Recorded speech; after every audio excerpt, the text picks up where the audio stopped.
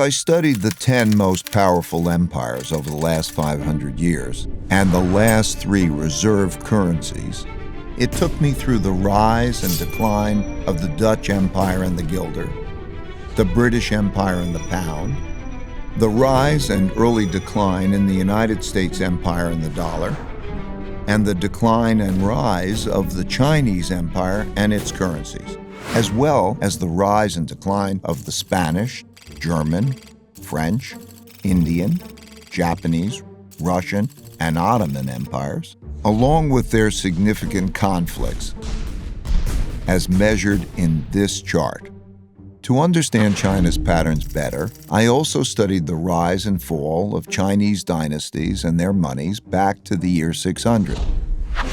Because looking at all these measures at once can be confusing, I'll focus on the 4 most important ones: the Dutch, British, US, and Chinese.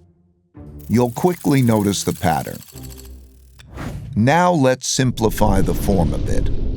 As you can see, they transpired in overlapping cycles that lasted about 250 years, with 10 to 20-year transition periods between them.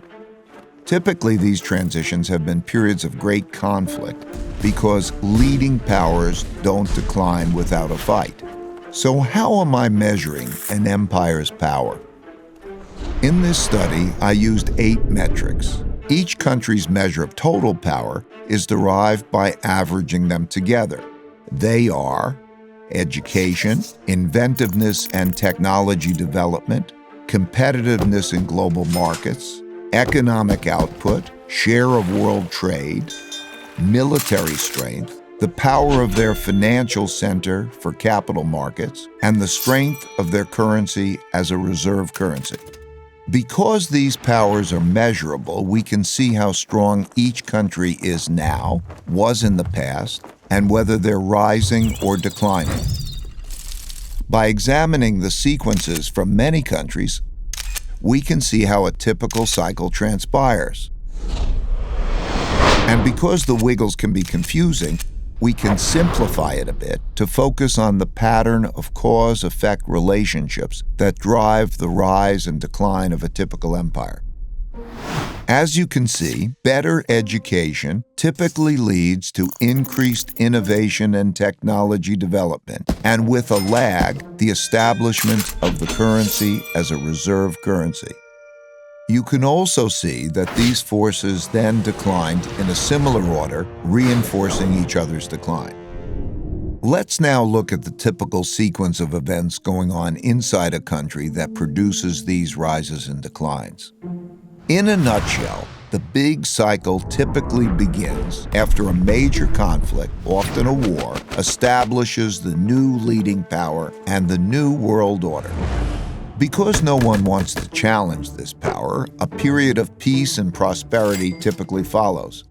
As people get used to this peace and prosperity, they increasingly bet on it continuing. They borrow money to do that, which eventually leads to a financial bubble. The empire's share of trade grows, and when most transactions are conducted in its currency, it becomes a reserve currency, which leads to even more borrowing. At the same time, this increased prosperity distributes wealth unevenly, so the wealth gap typically grows between the rich haves and the poor have-nots.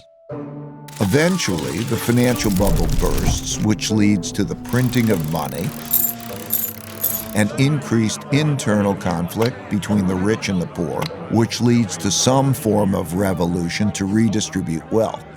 This can happen peacefully or as a civil war. While the empire struggles with this internal conflict, its power diminishes relative to external rival powers on the rise.